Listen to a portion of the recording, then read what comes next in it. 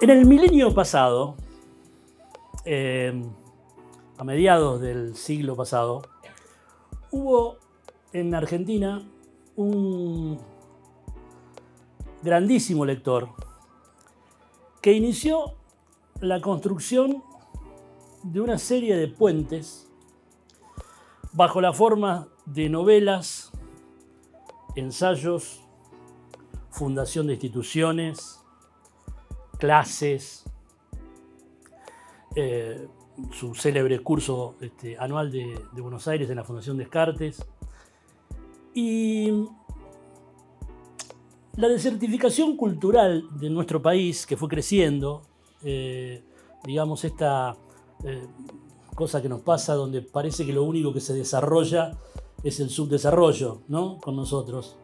Y las sucesivas murallas que fueron levantando los distintos golpes de Estado con la desidia de algunos gobiernos democráticos, no pudo impedir que esos puentes, que esa obra abierta que inició Germán García, esté a nuestra disposición, esperando para ser transitada, esperando para que la crucemos, para que crucemos y usemos esos puentes. Así que, como a mí los oradores misteriosos no me gustan para nada, no me gustan los oradores intrigantes, voy a empezar por la conclusión.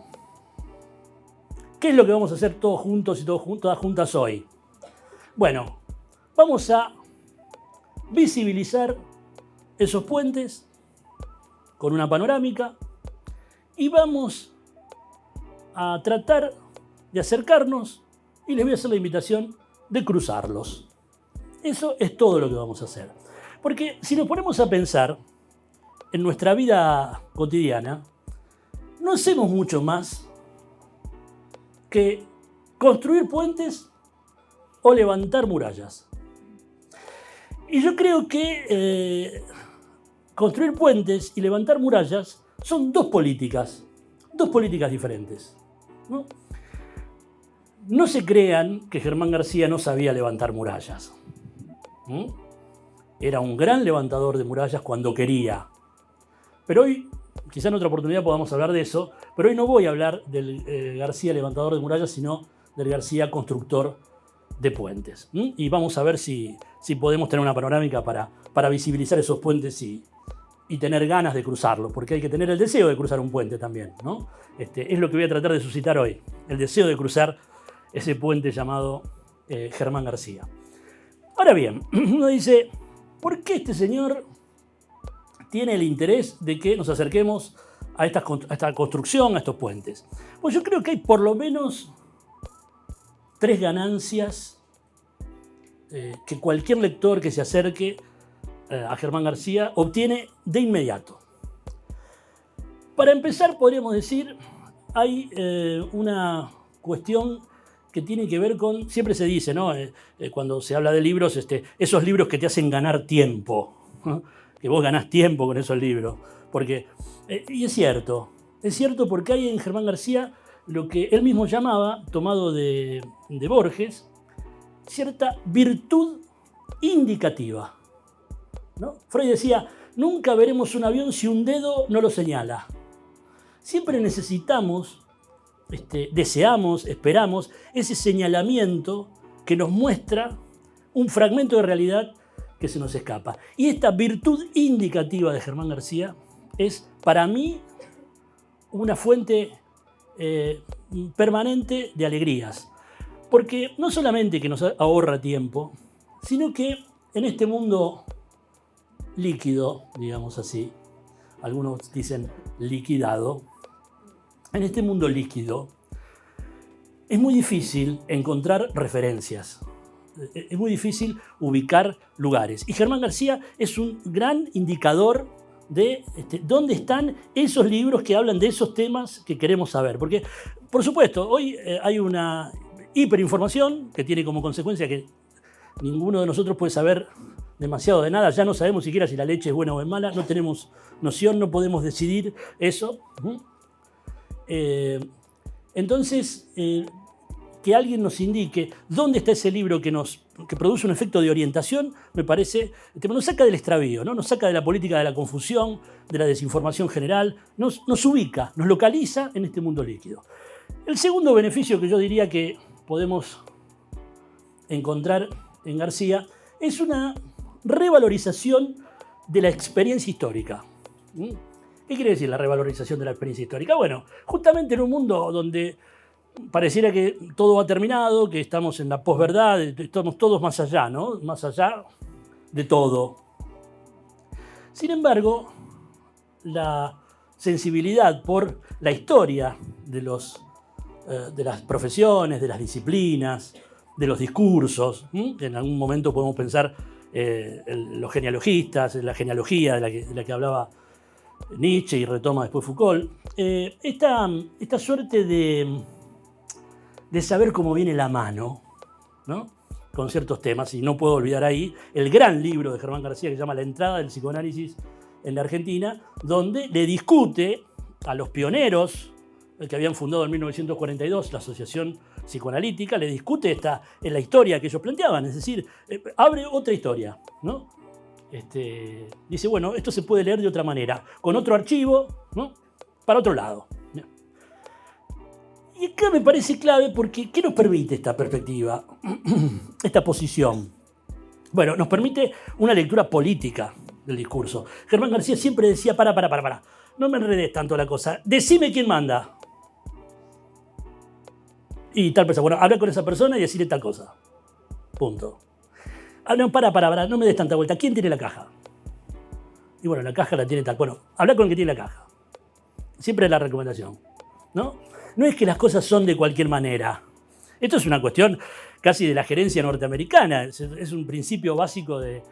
tuve la desgracia de ser gerente de una empresa de servicios en una época, y lo primero que te decían es, habla con el que manda, el que toma las decisiones. Nunca te mandés, ¿no? Y en la lectura, en el campo de la cultura, saber quién manda es muy importante. De hecho, él tenía una frase que repetía siempre y que todos valorábamos mucho, que era: en Argentina simulamos discutir por conceptos cuando en realidad lo que estamos discutiendo es la autoridad.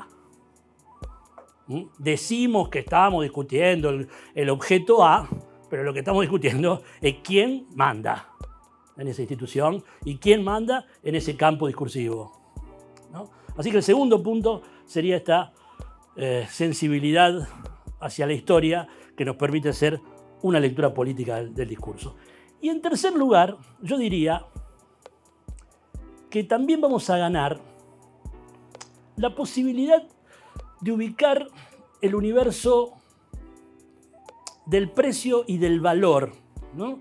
En la cultura, que siempre es difícil ubicarlo, ¿no? Sabemos que precio y valor son dos cosas diferentes, ¿no? El precio es la expresión monetaria del valor, pero no es el valor de algo. Entonces, esta sensibilización hacia lo que es valioso nos permite decir, hay cosas que son muy apreciadas, tienen un precio muy alto, pero valen muy poco. Y hay cosas que valen muchísimo y tienen un precio bajísimo, incluso hasta a veces ni se cobran, ¿no? Digo, por ejemplo, para tomar un ejemplo contemporáneo, todos apreciamos mucho la opinión de los periodistas a las 20 horas haciendo un análisis político de la situación con voz grave. Todos apreciamos mucho. ¿Ahora qué valor tiene? ¿Qué valor tiene un periodista que opina sobre qué le parece cómo funciona la política? ¿No? Es muy apreciable, pero no sé si es muy valioso. Porque es muy apreciable que la gente dé su opinión. Todos vivimos en una sociedad democrática, la opinión es muy valorable. Ahora, que eso sea valioso, es muy apreciable, pero no sé si es valioso. Bien. Entonces, estas serían las tres cuestiones que, en principio, cada uno encontrará las suyas, y creo que hay muchas más.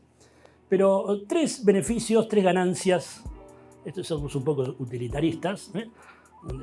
Otra cosa que siempre Germán señalaba, en el mundo de la cultura no conviene ser platónico, porque los lectores tenemos cuerpo y leemos con el cuerpo. Entonces el campo de la cultura no es un campo de seres de ideas que flotamos en el universo celestial del concepto, sino que somos seres políticos con un cuerpo y con intereses muy concretos. Y hacemos todo el tiempo cosas con lo que decimos. Bien. Si tenemos en claro estas tres, vamos a decir, ganancias, voy a avanzar un poquito más para que nos entendamos en este punto. Quizá vamos a tener tiempo de conversar un rato porque me extendieron un poquito el horario, así que por ahí si quieren hacer preguntas al final, la verdad que para mí sería muy valioso, realmente. Hay varios registros en los que Germán García construye puentes, les dije de entrada. Voy a tomar 4. Por ejemplo, el puente que construye por la vía de la ficción con sus novelas. ¿De dónde a dónde pasa? ¿Qué puente construye ahí con la ficción, con las novelas que escribe? Escribe muchas novelas.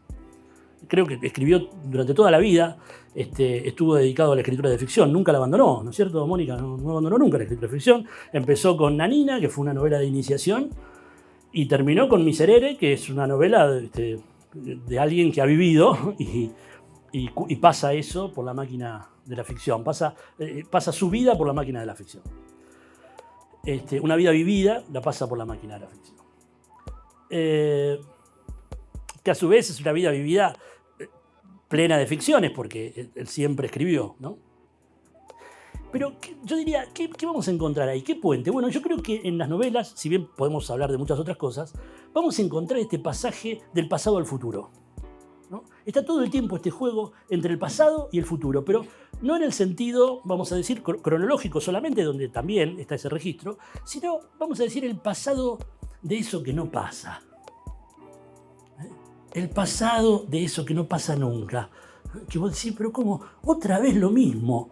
En psicoanálisis decimos es la repetición, le decimos el síntoma, es ese goce estúpido que nos habita y nos queremos sacar de encima, no queremos hacerlo más, pero es más fuerte que nosotros. Y nos encontramos otra vez haciendo la misma pavada de siempre. Entonces, ese pasado que no pasa está muy bien tratado en la ficción garciana, digamos así.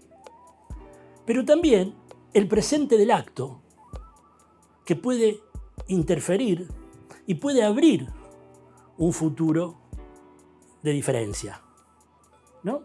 Entonces es como decir, ese pasado del síntoma que no pasa nunca, pero hay algo incurable en el síntoma con lo que de pronto en presente podemos hacer algo y podemos intervenir sobre el futuro, porque él también recordaba que la represión viene del futuro, es decir, no es que nos pasó algo cuando éramos chicos y entonces por eso causalmente el pasado nos determina hoy, sino que desde el futuro yo estoy siempre mirando que el vecino de enfrente me mira mal, ¿no? Pero me viene desde el futuro la mala mirada del vecino de enfrente.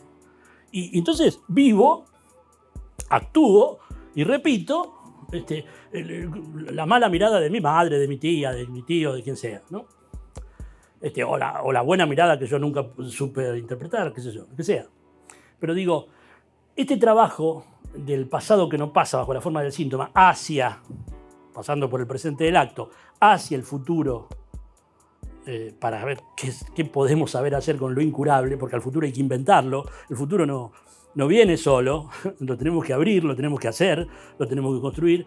Este trabajo me parece que es un trabajo dentro de la novela, dentro de la ficción, con el tiempo, es un puente sobre el tiempo, ¿no? Después tenemos todo lo que es la cuestión de los ensayos sobre psicoanálisis. Ahí el puente me parece que es un puente en relación, vamos a decir, al lenguaje mismo, porque en los ensayos vamos a encontrar este psicoanálisis dicho de otra manera, ¿no? Como es uno de sus libros, ¿no? Un psicoanálisis dicho de otra manera, porque ¿de qué manera se decía el psicoanálisis antes de la movida que armaron Oscar Mazota, Germán García y toda esa banda, con la fundación en 1974 de la Escuela Freudiana de Buenos Aires, ¿no? ¿De qué se hablaba? ¿De qué psicoanálisis se hablaba? Bueno, los que hablaban de psicoanálisis eran los médicos. Eran los médicos que no dejaban que los psicólogos ejercieran, que no tenías que ser médico para ser psicoanalista, que usaban un lenguaje profesional, que creían que el psicoanálisis era una terapéutica y que había que curar, ¿no? Ese podemos decir el lenguaje de los notables, ¿no? esos grandes yoes que daban turnos para dentro de 6 años, literal. Te daban un turno para dentro de 6 años, porque eran grandes figuras del psicoanálisis. Germán García va a plantear otra manera de decir el psicoanálisis, que indudablemente no va a ser una manera dramática, ni engolada, ni profesional, ni elitista, sino que va a ser una manera más bien ordenada por la lógica, ¿no?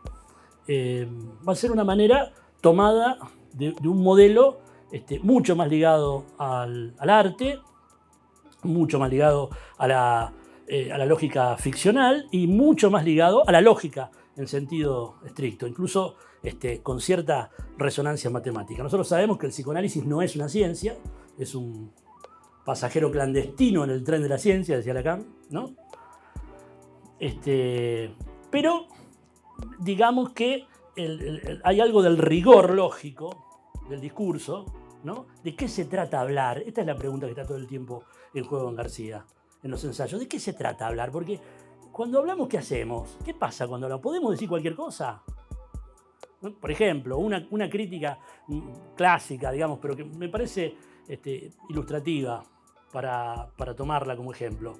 Cuando antes se hablaba de los pacientes en análisis, se hacían unas viñetas, la historia de cómo empezó, de la familia, todo un historial casi policial del analizante, ¿no? Con Jacques Lacan y toda la banda que lo trajo acá y con esta nueva lectura de Freud, los historiales ya no eran la historia que el psicoanalista iba haciendo del paciente, sino lo que el paciente efectivamente decía. De hecho, dejó de ser paciente y pasó a ser analizante, porque Lacan dice, no, el trabajo está del lado del analizante. Y esto con García en los ensayos está todo el tiempo presente. Vos ibas a hablar con él y ibas a hablar con él, y te hacía sentir que estabas hablando.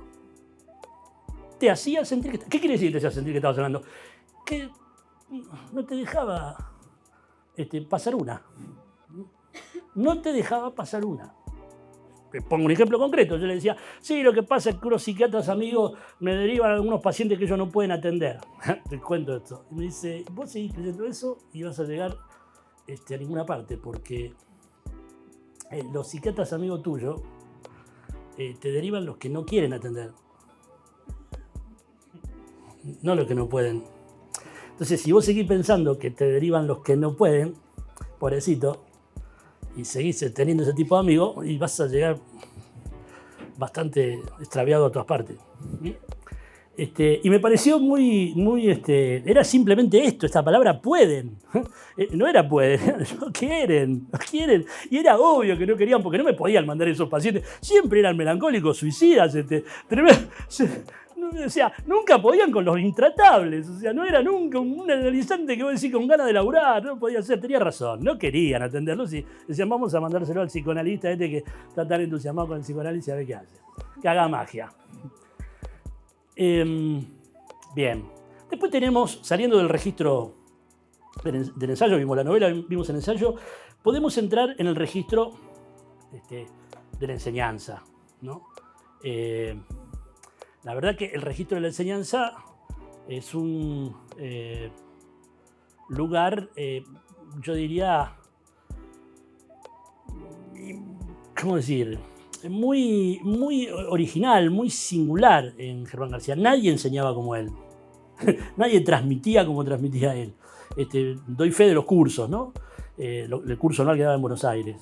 Había algo del cuerpo del otro, algo de la palabra del otro que estaba siempre siendo tocado. Y ahí también tenemos un pasaje en relación, un puente en relación al saber. Porque en la enseñanza lo que estaba en cuestión era el saber, ¿no? ¿Se trataba de un saber idealizado o se trataba de un saber con cuerpo? Porque él, lo resumo en esta frase, él decía, podemos saber mucho sobre Lacan, pero tenemos que saber algo sobre el que viene a hablar con nosotros. Porque nosotros estamos en una cosa, todos metidos, me incluyo en el conjunto, en una idealización del saber, donde a nosotros nos parece que porque sabemos mucho Lacan, sabemos mucho Freud, porque leímos todo no sé qué, y listo, ya está, sabemos todo. Y también eso es una dimensión del saber, la dimensión universitaria del saber, la dimensión del saber idealizado, que es muy importante. No se trata de declarar, no importa el saber. No, sí, importa el saber. El tema es que no alcanza solamente con el saber universitario, con el saber idealizado. Necesitamos entender eso real que está en juego en las elucubraciones de saber que hacemos. Y ese real imposible, intratable, ese real siempre más o menos violento, siempre más o menos hostil, siempre más o menos que nos opone cierta adversidad, era alojado en la enseñanza de Germán García. Él nunca hablaba como si estuviéramos en el cielo platónico de las ideas. Siempre incluía ese núcleo real, intratable, sobre el que no se podía avanzar. Y a partir de ese núcleo sobre el que no se podía avanzar, tejía, así todo, tendía un puente. Me parece que ahí hay algo notable de la enseñanza de Germán García. Y por último, está el registro oral, la transmisión oral de las entrevistas. Esto lo van a encontrar en un libro que se llama Palabras de ocasión, que lo armó el psicoanalista César Massa, con mucho cariño, tiene un gran prólogo, ese libro escrito por César Massa, y están reunidas las entrevistas que le hicieron a Germán García durante décadas. Se los recomiendo vivamente, ese libro es imperdible, ¿no? Porque ahí, digamos que lo que está en juego es cierta cuestión de la información general del asunto, de alguien tocado por el psicoanálisis y tocado por la escritura y tocado por la literatura, ¿no? ¿Qué le pasa a alguien que está tocado por eso, ¿no? Yo diría que el puente que tiende García en las entrevistas, pero no solo en las entrevistas, sino también, y acá hablaba con Mónica Toselio, que es una colega, amiga, que se analizó con Germán García y yo hacía control con él, entonces nos contábamos las anécdotas y la verdad que dejó lo que a mí me gusta llamar una escuela en el aire, ¿no? Esto que quedó registrado en las entrevistas de prensa, pero también una escuela en el aire de anécdotas, de comentarios, de señalamientos, de situaciones disparatadas, de humor, muchísimo humor, pero un humor que siempre tenía una aguja dolorosa, ¿no es cierto? No era el humor del boludo alegre, era ese humor que de pronto algo se inyectaba ahí, dolía un ratito, pero producía una transformación deseable, ¿no? Entonces yo diría que si nos ponemos a ubicar esta transmisión oral de Germán García por la vía de las entrevistas y por la vía de lo que sería todo este orden del anecdotario, de los encuentros contingentes con sus analizantes, con los que íbamos a controlar, etcétera, etcétera, yo diría que ahí hay un pasaje, un puente que Germán tiende entre lo que es el sentido común imaginario, podemos decir el sentido común colectivo. Había alguien que hablaba del imaginario social. Todos tenemos un sentido común que compartimos, que es muy interesante, que es muy valioso, si no, no podríamos vivir. Pero a partir de ese sentido común, Germán avanzaba sobre lo que podríamos llamar un sentido real, ¿no? Singular. Ya no rechazaba el sentido común, imaginario, colectivo, no lo rechazaba, pero decía, en ese ámbito, esto es una práctica del psicoanálisis, pero él lo hacía con maestría, decía, en ese ámbito podemos encontrar ese sentido real, ¿no? Singular, ese de cada uno, ese sentido de cada uno que no se puede compartir con nadie, que no se puede colectivizar. Sin ese sentido singular, el sentido común no tiene sentido, si me permiten la expresión, porque cuando solo tenemos el sentido común sin el sentido singular, estamos en la masa y estamos en los efectos totalitarios, en los efectos de masa que conocemos también por las noticias del presente, donde lo que está en primera línea son los pasajes al acto, ¿no? Donde es la muerte de lo simbólico, el rechazo de lo simbólico. Y ojo, porque el rechazo de lo simbólico, a lo cual Germán García le daba tanta importancia, como buen escritor y como buen analista, es una de las formas de la pulsión de muerte en psicoanálisis. Cuando decimos, la pulsión de muerte, bueno, tenemos que ir al concepto. Platón cuando trabajó, sí, todo muy bien. Vamos a hacer todo el recorrido que tengamos que hacer por Platón, por Aristóteles, vamos a ir a San Agustín, hay que leerlos a todos. Yo soy partidario de leer todo. Pero no se puede, Ángel, leer todo, no. Pero hay que leerlo todo, igual. Justamente porque no se puede. Ahora, leerlo todo no nos salva del no saber. No nos salva de ese imposible de saber que todos los lectores encontramos todo el tiempo a cada paso de nuestra lectura. Y ese imposible de saber, ese no saber, ese olvido permanente, esa fuga del sentido, es la cruz del lector. Pero también es la causa de la lectura. Porque estamos todo el tiempo tratando de reponer el sentido que se fuga, y a veces nos avivamos y decimos, no, pará, en lugar de perseguir al sentido que se fuga, ¿por qué no creamos un vacío de sentido que es más interesante? Si el sentido se nos viene siempre encima. Porque nos pasan las dos cosas, seamos honestos. O el sentido se nos fuga y nos decimos un día, mañana voy a empezar el gimnasio y voy a mantenerlo durante 3 años. Así logro el objetivo de bajar los 10 kilos que hace 20 años no bajo. Y al otro día estamos comiendo una pizza con unos amigos. No se acuerdan, mamá, pasan 6 años y yo dije una vez que iba a empezar el gimnasio. Entonces el sentido se fuga. Pero no solo que se fuga el sentido, sino que a veces no se va nunca. Y nos aplasta. Y nos vuelve locos. Y estamos pensando en el vecino ese que me mira mal de la esquina, o el de enfrente, o en lo que habré hecho mal. No alcanzamos los ideales. El sentido de los ideales nos pesa, nos destruye. Y tenemos que vaciar de sentido. Entonces tenemos que hacer las dos operaciones. No se trata de sacarnos el sentido de encima. Se trata de volvernos sensibles a su fuga y a su peso. ¿No? A la fuga del sentido y al peso del sentido por la vía de los ideales. Entonces, yo creo que acá, en este recorrido por la novela, el ensayo, la enseñanza oral y las entrevistas con todo su anecdotario, entraríamos ya en una especie, si quieren, de vamos a ver qué tenemos hasta acá, ¿no? Porque yo estoy vendiéndoles el puente Germán García, les quiero hacer pasar el puente, quiero que se acerquen a su libro, quiero que se acerquen, pero, a ver, ¿con qué nos vas a convencer? Me tienen que decir ustedes, ¿con qué nos vas a convencer? A ver, porque, ¿qué tenemos hasta acá? Bueno, tenemos la política del puente, ¿no? Y tenemos la política de la muralla.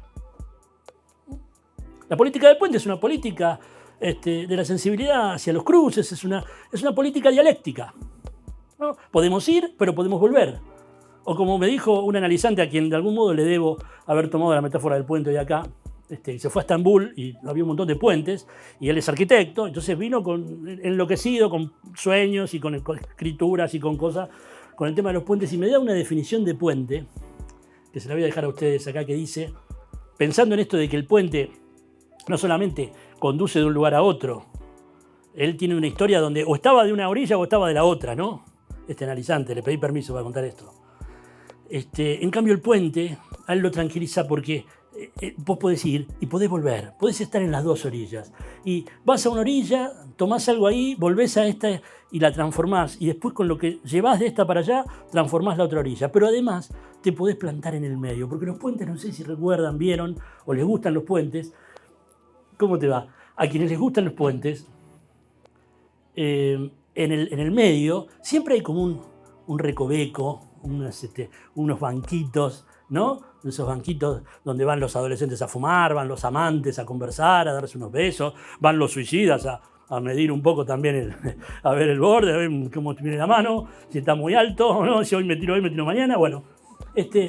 Entonces, el puente también es un lugar por donde puedo estar, o donde puedo estar. Y me decía, me daba esta definición, analizante, que me decía, mira, el puente, te lo voy a definir así, el puente es un no lugar donde se puede estar.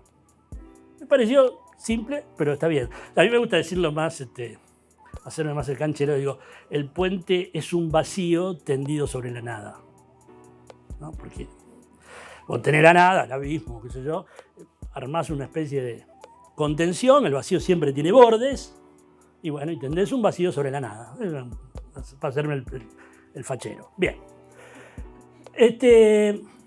Entonces, digo, esto es lo que tenemos.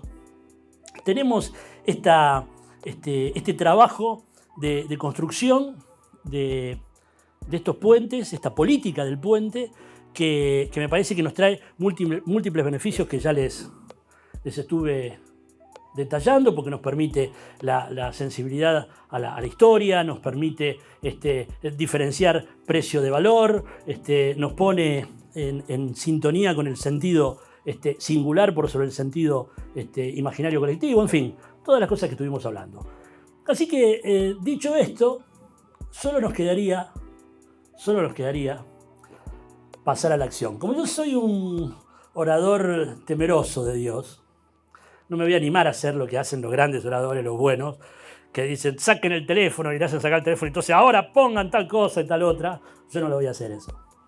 Pero sí les voy a recordar tanto la constelación García, que son las relaciones humanas que él construyó, las relaciones políticas, las relaciones institucionales, y algo de su obra. Ahí en la constelación tienen,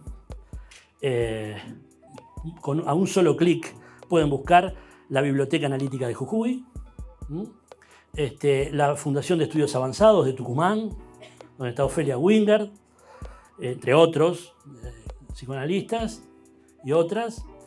Tenemos la Fundación Analítica de Salta. ¿Está bien lo que estoy diciendo? Fundación Cultura Analítica de Salta, Fundación Cultura Analítica, donde tenemos a la compañera Alejandra Borla. Tenemos aquí el Colegio de Estudios Analíticos.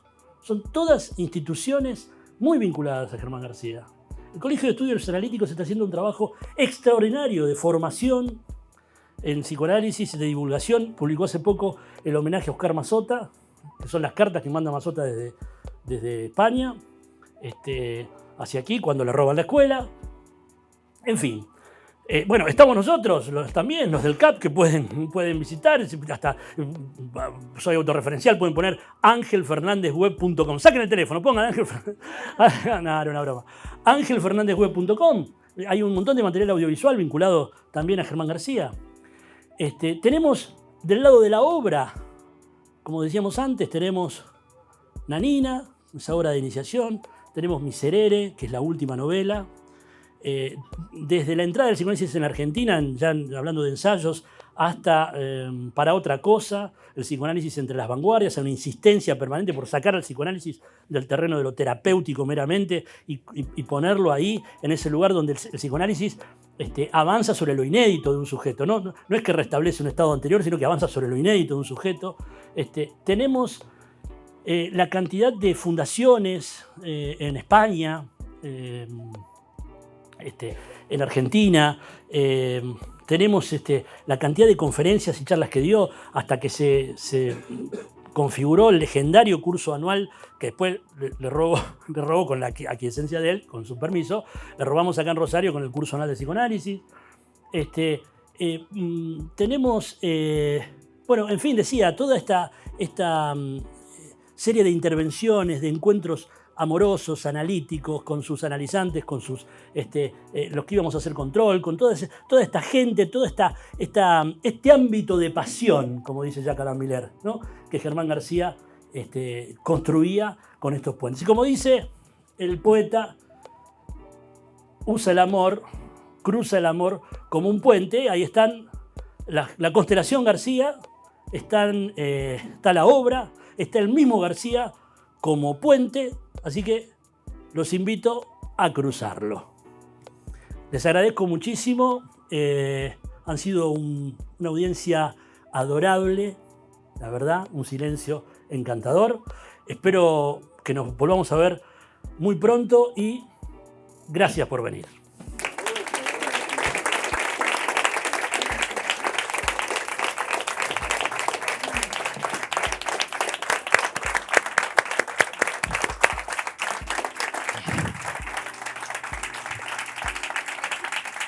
Por favor. La primera pregunta que se me ocurre, ¿él era psicoanalista? ¿Cuál era la formación que tenía? Bueno, la formación él decía que tenía educación de príncipe, porque él se había buscado sus maestros, ¿no? Una vez en la Fundación Descartes, Graciela Abraham se enojó mucho con Horacio González y con Eduardo Gruner, porque ellos hablaron creo que vos estabas, Mónica, ellos hablaban del autodidacta. Y entonces Graciela Abraham, con mucho tino, intervino y dijo: Germán detestaba la idea del autodidacta. Él decía que había tenido educación de príncipe y se buscaba a sus maestros, ¿no? Entre ellos Oscar Mazota, tuvo todos los grandes maestros que quiso de la Universidad Argentina, y su formación la hizo sobre todo con Éric Lorán y con Jacques Alain Miller, tengo entendido, en un análisis lo hizo por fuera de las facultades, porque él no era psicólogo. Llegamos a decir que era psicólogo, se enojaba, ¿no?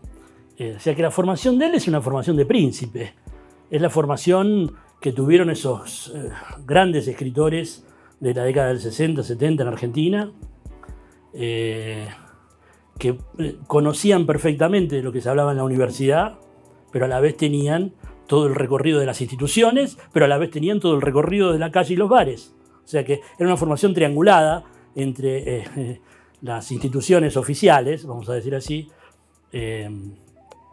y la calle como un lugar también de puente, ¿no? Era una formación así de puente, de circulación. Pero no era psicólogo, no tenía ningún título universitario. Y lo llevaba con mucho orgullo eso. Estaba muy feliz. Solía ser muy cruel a veces con los universitarios también. Muy divertido también, ¿no?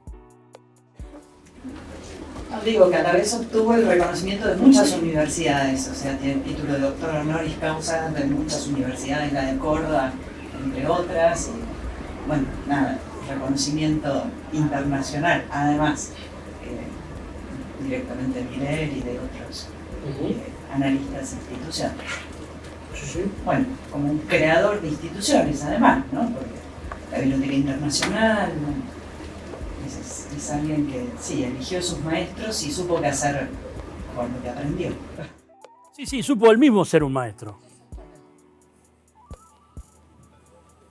Supo él mismo ser un maestro. Bueno, Mónica, viste, los oradores tenemos siempre el problema. Yo digo los oradores, lo tengo yo nomás ese problema. Los oradores son gente que no tiene problema, en realidad son gente muy piola. Pero yo tengo ese problema, me parece que digo demasiado y aburro y canso, fatigo a la audiencia, o me quedo corto. Y ahora cuando habla de la Biblioteca Internacional de Psicoanálisis, del reconocimiento de Miller, digo, ¿cómo no hablé de eso? ¿Cómo no hablé de las conferencias que en España y que llevan su nombre, y el doctor honoris causa de la Universidad de Córdoba, y todo el enorme reconocimiento? Porque este es el asunto. Él conoció la miel del reconocimiento de distintos lugares, de distintos, hasta de sus adversarios. Por eso digo, lo injusto no es con él, porque con él el reconocimiento llegó tempranamente y lo hizo uso, lo disfrutó, hizo buen uso del reconocimiento obtenido por su trabajo. Pero nosotros, como lectores, no nos podemos perder semejante capital cultural. Por eso los invito a recorrer el puente, porque podemos encontrar millones de cosas, y más hoy, donde hay un diluvio de autores y editoriales que son más o menos siempre los mismos, que llueven de Europa y que son muy interesantes. Hay que leerlos. Pero les puedo asegurar que lo que van a encontrar en Germán García no está en ningún otro lado. Y no lo digo yo solamente. No se lo pierdan, esto es un poco lo que... ¿Vieron? En definitiva, yo no tengo un prurito que a veces los analistas tenemos con respecto al tema de vender, ¿no es cierto? A mí me gusta la idea de vender. Hay una máxima entre los vendedores, porque en la cultura, ¿viste? No, nadie vende nada, somos todos seres celestes, ¿no es cierto? Entonces, no, hay una máxima que dice, vos, si vas a vender algo, tenés que estar tan enamorado de lo que estás vendiendo que tenés que sentir que el otro se lo está perdiendo Pero realmente, no que imaginártelo, porque eso es, el mal vendedor alucina. El bueno se busca el producto que quiere vender y lo vende. Porque dice, te estás perdiendo esto, loco. ¿No? En caso de ustedes, no, porque ustedes lo conocen, la mayoría de acá lo conoce a García, lo ha leído, lo ha recorrido, pero digo, en todo caso volvamos sobre esa lectura, y ahí vamos a encontrar, y sobre esa constelación, porque no es solamente lo que él hizo, su obra, sino las consecuencias. Por eso les mencionaba a los amigos, toda esta construcción federal e institucional del psicoanálisis, no conozco a nadie que haya hecho ese trabajo. El que no y está muy bien, no lo digo como crítica, pero el que no se atornilló a un cargo universitario se encerró con un grupito de amigos y ahí estamos. Y está bien, es una buena política, no es mala política. Pero Germán García salió a la calle a decir, señores, para mí el psicoanálisis es esto. Y si ustedes arman esto y arman esto otro, pueden ir para acá, pueden ir para allá. Y eso es para mí muy valioso. Bueno, pero les impongo otra conferencia. A ustedes, a ver, sigan. ¿Cuántos años vivió Germán? 70 y... Mirá, es simple, nació en el 44, si no me equivoco. Nació en 1944. Saca la cuenta, te dejo ahí para una computadora cálculo. Saca la cuenta. México, Ascochinga, como decía. Sí. Sí. 74 años.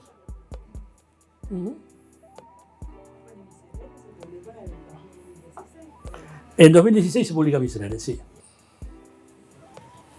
En esto que vos comentás o que decís, de esto de ser sensibles al vaciamiento del sentido y al peso del sentido, en esta sensibilidad, o sea, que digamos de Germán García nos puede servir, no sé si en la lectura o en qué, para saber cómo operar ahí en esta sensibilidad, ¿no? Cuando uno puede ahí ser sensible, puede escucharlo, pero a ver cómo operar, digamos, qué hacer.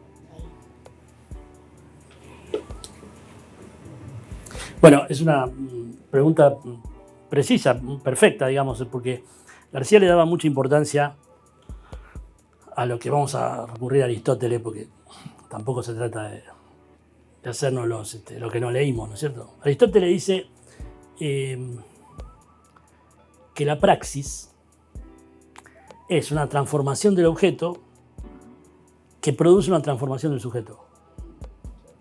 El psicoanálisis es una praxis, dice Lacan en el 11, la famosa frase que repetimos todos, un tratamiento de lo real mediante lo simbólico.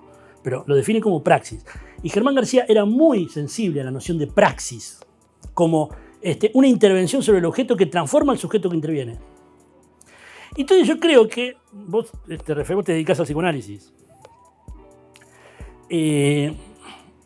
Tu pregunta apunta a la praxis. Yo te diría, él decía algo que para mí es clave. Si nosotros nos olvidamos que el que habla no viene a hablar con nosotros, sino que está hablando con él mismo, y que los efectos de lo que él dice son importantes para él, y que tenemos que permitir que la dignidad del ser hablante, él no usaba estos términos, pero tenemos que permitir que la dignidad del que habla se pueda escuchar. Nosotros no tenemos que obstaculizar que cada uno se escuche hablando solo. No porque esté solo, porque para hablar solo, el psicoanálisis descubre que necesitamos el rodeo del otro. Vaya paradoja. Vaya paradoja. Necesitamos el rodeo del otro hasta para hablar solos. ¿No? Entonces, me parece que en esta cuestión, porque creo que la praxis se complica mucho cuando aparece la noción de intersubjetividad. Esto es bien García, ¿no? Cuando creemos que somos dos personas, que estamos viendo. Me lo dijo una vez un psicólogo, amiguísimo, que nos encontramos en un club, qué sé yo, y entonces me dice, ¿sabés cuál es la diferencia entre los psicoanalistas y nosotros? Me dice, porque ustedes no sé qué hacen, pero nosotros somos muy claros los psicólogos. Nosotros recibimos a personas que tienen problemas y le buscamos una solución. Y yo le dije, qué maravilla. Qué maravilla, Goyo, qué maravilla. Muy bien definido, porque ciertamente nosotros no recibimos personas. Sí, viene una persona, por supuesto, la dimensión de la persona existe, pues no viene desencarnado, ¿no es cierto? Ni simple con toda una... Vienen fachero, ¿no? A vernos, a veces. Vienen facheros, hola, ¿qué tal? La cortesía social, ¿existe la persona o no? Tampoco vamos a decir. Pero a nosotros nos interesa la persona. Somos policía nosotros. A nosotros nos interesa el vacío de la persona. Como decía Lacan, nosotros no trabajamos con el hombre, sino con lo que le falta al hombre. No nos importa el hombre, el humanismo, por eso el antihumanismo lacaniano. El hombre, el deporte y el hombre, qué sé yo. No sé. Pero el vacío de la persona sí nos interesa mucho. Y entonces me parece que la dimensión de la intersubjetividad, que empieza con esta cosa, tú me dijiste y yo te dije, pero no sé qué decirle. ¿Y por qué vos le tenés que decir algo? ¿Qué dijo él? Si viene y te dice, hola, qué cara de tarado que tiene usted hoy, ¿eh? Bueno, te dice eso, qué cara de tarado. A veces te tratan así, ¿no? Ustedes no se olviden que los analistas tenemos que soportar la transferencia negativa todo el tiempo. O usted me miró mal, o usted me echó el otro día, o me cortó la sesión demasiado pronto. El reproche amoroso está todo el tiempo y la hostilidad está todo el tiempo. No es lo único que hay, por supuesto. Es una práctica muy divertida y muy interesante. Pero digo, ¿y qué haces con eso? ¿Te vas a decir, yo no tengo ninguna cara de tarado? Primero que... Sí, efectivamente se dio cuenta. Se avivó que tengo cara de tarado. Pero tenga o no tenga cara de tarado, no es lo que importa, porque no es una relación intersubjetiva.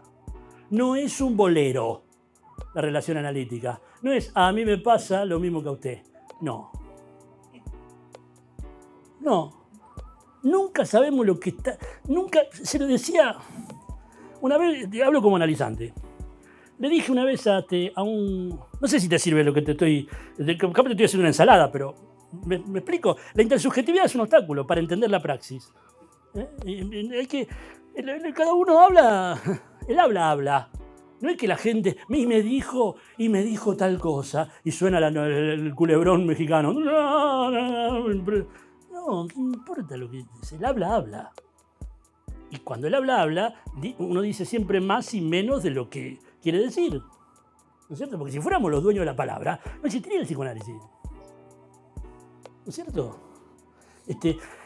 Pero toda esta dramática, por ejemplo, la dramática, el psicoanálisis, hay que suspender eso. Yo digo, eso te puede ayudar mucho prácticamente. Suspender un poco la dramática, que es la neurosis misma, ¿no? La cultura es dramática. Dios, ¿existe o no existe?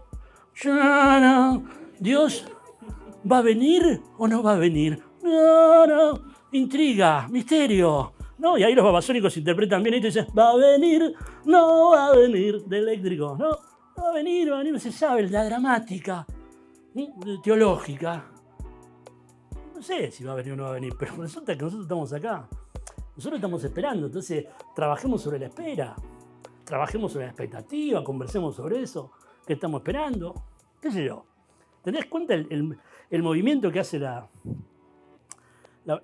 suspensión de la intersubjetividad para avanzar hacia la división subjetiva, donde cada uno está dividido, o sea, no puede, porque no es que somos dos, somos menos que uno. No llegamos ni a ser uno. Y encima que no llegamos a ser uno, estamos divididos en contra de nosotros mismos. A mí me parece que esa escuela de la división subjetiva es muy importante, porque cuando nos quieren arruinar la vida, nos convencen de que somos uno, de que somos conscientes y de que somos responsables y que deberíamos alcanzar los ideales culturales vigentes, porque hay un mundo hermoso al cual nosotros no llegamos. El psicoanálisis dice, no, señores, son los ideales los que tienen un programa de muerte. Entonces, más vale que nosotros nos avivemos, nos despertemos y podamos acercarnos a esa praxis del deseo que es el psicoanálisis y a esos puentes que son la obra abierta de Germán García. Bueno, ahora sí, muchísimas gracias. Gracias por venir. Muchas gracias.